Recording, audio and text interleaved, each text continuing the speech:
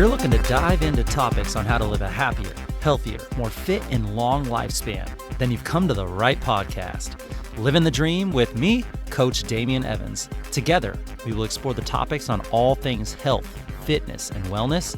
Together, we will be lifelong learners on this journey to living the ultimate dream. What up, Dream Team? Coach D here, coming at you with another growth MINIsode. This will be a bite-sized episode with the goal of setting a growth-minded intention and focus for the upcoming week. Each MINIsode is going to offer a quote that encapsulates the theme of the week. And after the quote, we're going to dive into a weekly focus, something small that we can concentrate on for the following 7 days. As well as we're going to touch on a physical activity and a nutritional tip that will better assist us in working towards a more healthy and optimal way of living our own dream life. And each MINIsode is going to end with the recommendation for the week. The recommendation could be anything from a podcast, a book, an article, a paper, anything that I think is going to help better educate ourselves toward the overall focus of the week. And if this is your first time listening to a MINIsode, the goal is to listen on Friday, Saturday, or Sunday to be ready to start the challenges of the week on Monday. So listen to just one MINIsode every week, and as that week finishes, move on to the next week's MINIsode. I mean, you can start all the way over at MINIsode number 1, or you can join up with the team right now. These MINIsodes will only be as beneficial to you as you're willing to make them. So if you're playing along with the weekly focuses or the physical activity and nutrition tips, it'll help you be much more successful to do this with someone in your life. So grab an accountability buddy and share on your social media platforms the challenges of the week. You never know who is going to be quietly watching and rooting for you, and you never know whose life you will truly inspire just by sharing your journey, both the challenges and the successes. You're going to be far more likely with a support system and a social network to be successful. Get someone that's chasing similar fitness goals as you and do this with them. And as you work on making your life healthier and you motivate your network through your positive actions and your lifestyle choices, the ripple effect, it's unimaginable with who will be touched by you motivating and posting and including others in your journey. So let's dive into this week's Growth MINIsode. This week's quote touches on our most finite resource, the only thing in this world that you are certain that you're going to run out of. This week's quote comes from the legend Snoop Dogg himself, and Snoop Dogg said, "Some people say that time is money. So wouldn't it be smart to consider how you spend it? Some people say that time is money. So wouldn't it be smart to consider how you spend it?" Time is our most valuable asset. Time is one of the few things in this world that we know are finite. For us, our time is limited, and some of us get more time than others. Yet none of us really know exactly how much time that we have. Some of us choose to spend a third of our time working in places that we don't even like. Some of us spend time worrying about things that we can't control. Some of us decide to use our time to stew on negative thoughts about why things aren't going our way or as to why our lives are not going as good as we thought that they should be. Some people say that time is money, so wouldn't it be smart to consider how you spend it? How many of us feel like we waste time? How many of us feel like we don't do enough with our time? How many of us feel like time is just passing us by? Has it really been a year and a half since lockdown? How is it already August? Now, I personally think that we should all put a little more focus on building habits that allow us to not only manage our time, but also appreciate and enjoy the time that we have. I would bet that how you use your time is a direct reflection of the quality of your life. How you use your time is a direct reflection of the quality of your life. Many of us think about managing our time as a way to get more things done, a way to be more productive. But if you think about it, time management or lack of time management can be directly correlated with how much you enjoy life. Or even on the flip side, how overwhelming life can seemingly become. How you use your time can be a regret, it can be a waste, it can be something that holds you back, or it can be an investment. It can be used to help you grow. It can be used to help you fulfill, used to enhance. Check this out. I want to share a few facts that I learned about how we spend our time. And this is from the book Think Like a Monk, authored by Jay Shetty. Jay Shetty's book, Think Like a Monk. He said, by the end of our lives, we're going to spend 33 years in bed. 33 years of life in bed. And 7 of those years will be spent trying to fall asleep. What? That's insane. We know that all those years of sleep are a huge benefit of health. Yes, 33 years, great. But 7 of those years, tossing and turning and stressing about not sleeping and having your mind racing. What if we could find a habit that could cut that 7 years down drastically? I mean, it's possible. We've talked about it. We've talked about how to create a sleep sanctuary, how to create a sleep routine, how to set yourself up to fall asleep when you want to. What would you do with 7 extra years of your life? If you haven't listened to the sleep masterclass that we did, and you struggle falling asleep, you have to give it a listen. If you haven't read the book Sleep Smarter by Sean Stevenson, that should be the next book on your Audible wish list. The average person spends only 1 year and 4 months of their life exercising. 1 year and 4 months. That's great that there's exercise in your life, but only 16 months of your entire life? I feel like if we bump those numbers up, we may find that we actually acquire more quality time through enhanced energy and self-independence and overall increased health span. We also on average spend more than 3 years on vacation. And I'm sure a lot of us would love to increase those numbers, of course. How much time do we spend getting ready? Well, women spend 136 days of their life getting ready. Men only spend about 46 days of their life. 136 versus 46. Ladies, you look great, but men are definitely getting more time by spending less time getting ready. We will on average spend 11 years of our life, 11 years looking at TV screens and our phones and social media. And I'm going to argue that if we took that age cutoff at, like, let's say 40 years of age, that number would double or triple the younger that we go. 11 years is the average, but what does that mean for those of us that are using it the majority of the time? That's a ton of your life. Can we just consider that the content that you're consuming, is it enhancing your life or is it harming and bringing fear to your experience? Think about your screen time and what that 11 years or more of your life looks like.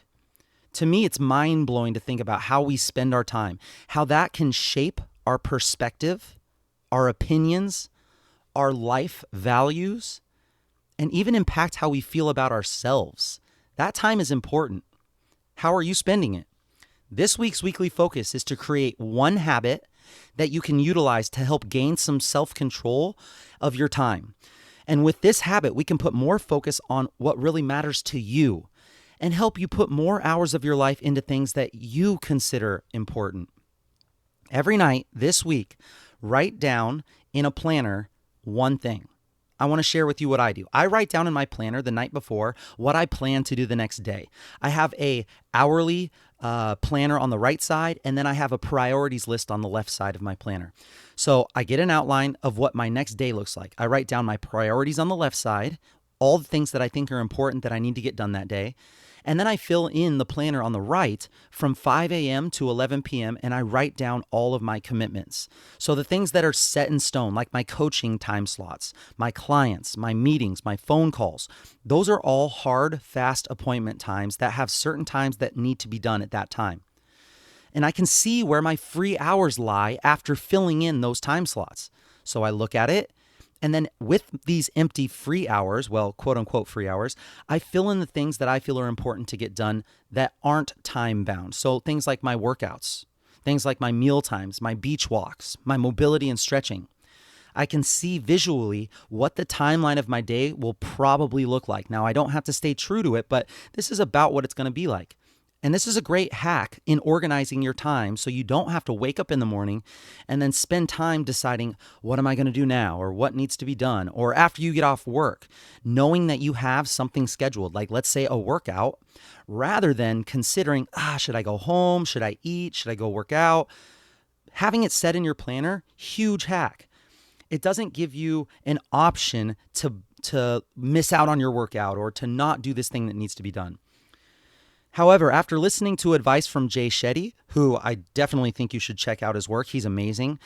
One thing that I started to do that I would like you to try to consider to do this week is every day write down in your planner the one thing that you can do that will make your day a great day. If nothing else goes right, what's the one thing that you can do that will still make you look back and say, yeah, today was a success. It was pretty good. I liked it. It was a great day.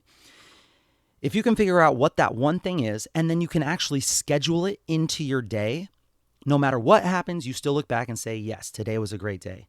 Maybe it's quality time with your children, because that's what makes you feel at your best. Maybe it's you want to sit by the window and just drink your coffee without any distractions in the morning because that makes you feel good. Maybe it's you wanting to get your workout in, or you wanting to take a lunch break and walk in the sun. What is the one thing that you can schedule into your day that will make each day great? Your weekly focus is to plan, schedule, and complete that one thing every single day this week. No excuses of not enough time. Some people say that time is money, so wouldn't it be smart to consider how you spend it? Share with me and your network what you plan on doing, how you did it, and how it has changed and affected you. I would absolutely love to hear it. This week's physical activity tip. This one is going to be short and self-explanatory. Spend less time inside. Spend more time outside. How can you change your day to incorporate more time outside? What are some things that you do inside that can be taken outside? When you're outside, your body, you move it more. You spend less time bored snacking or thinking about food or realizing that you think you're hungry, but you're just bored. When you're outside, you sleep so much better. When your eyes can see the sun and your circadian rhythms can match the rise and fall of the sun. You tend to have better stress management the more time that you spend outside. Your electric charge that builds up from being inside around Wi-Fi and Bluetooth and electricity and high frequency stress that comes from all the EMFs around us. That electrical charge, it's grounded when you go outside. And this has been scientifically proven. Not only to reduce that high frequency stress, but also to reduce cancer-fighting free radicals in the body. So this week's physical activity tip, increase your time outside. It's so easy, even if it's just 5 extra minutes a day. Some people say that time is money. Wouldn't it be smart to consider how you spend it? Nutrition tip. When you eat the starchiest meal of your day, timing is so crucial. When you eat the starchiest meal of your day, you must move. Go for a walk, or rebound on a mini trampoline, or climb some stairs. Just move. Starchy foods include peas, corn, potatoes, beans, lentils, pasta, rice, grains.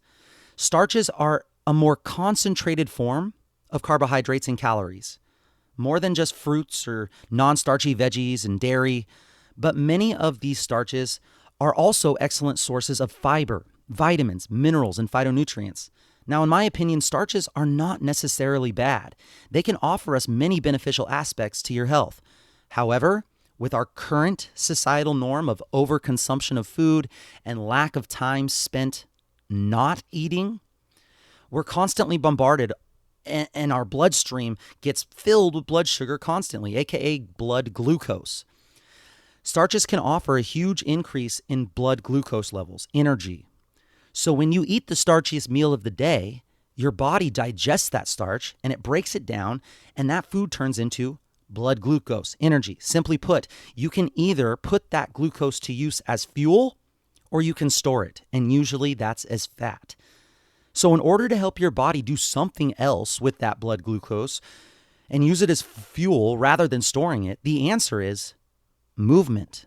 Any kind of exercise is going to be beneficial. One reason is because during exercise, insulin must come down. Your body will not let insulin stay high if you start exercising. And this is an evolved survival mechanism. Think about it. If insulin is up because of blood glucose being increased, insulin wants to store all of that energy. It's not allowing our liver to share its blood glucose. It's not allowing our fat cells to share their fat as energy. Insulin wants to store, store, store. And that's not conducive to exercise. We need those tissues to share their energy in order for our muscles to use that energy to move our bodies.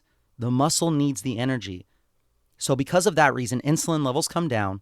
When that happens, we stop storing that blood glucose, that energy, and we use that blood glucose as energy to fuel our movement. Now, there's a lot more to this, and that was way oversimplified. But if you want to take a deep dive into this, I'm going to share another podcast to listen to that goes much deeper into this topic with one of my favorite insulin experts, Dr. Ben Bikman. So your starchiest meals of the day this week, the meals where you're going to be putting lots of fuel in, make sure you move your body afterwards. And lastly, this week's recommendation is to listen to a couple of podcast episodes that dive deeper into what we've talked about today. If you'd like to get more habits on how to help with your time management, the one that I listened to that gave me inspiration for this week's weekly focus was Jay Shetty's podcast called On Purpose with Jay Shetty. I highly recommend following this podcast. It's great. The specific episode that I'm talking about is called 7 of My Best Time Management Habits to Help You Do More and Create More in Less Time. It's episode number 246, released on June 18th, 2021. You're going to learn 6 other habits on top of the one that I shared today that will help you better manage your extremely valuable time. The next podcast is titled Live Longer and Feel Better, using these healthy living tips from Ben Bikman. It's health theory. The podcast is called Impact Theory with Tom Bilyeu. Tom Bilyeu is spelled Tom space Bilyeu. If this week's nutrition tip was interesting to you, you got to dive deeper and listen to this episode. Dr. Ben Bikman is one of the leading experts on all things insulin, and Tom Bilyeu is one of the greatest interviewers that I've listened to.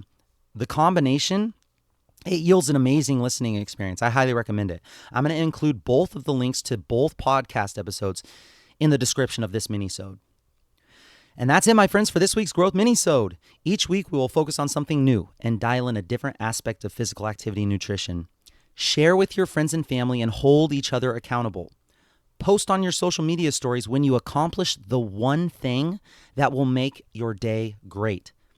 Post a video of you spending more time outside or of you getting movement after your starchiest meal of the day. And make sure you tag me and share your journey. Let me know if you have any suggestions or tips that will help this Livin the Dream team that I can discuss on future episodes. I will be right here with you, working on making us stronger, happier, and healthier humans. Until next time, friends, keep living the dream.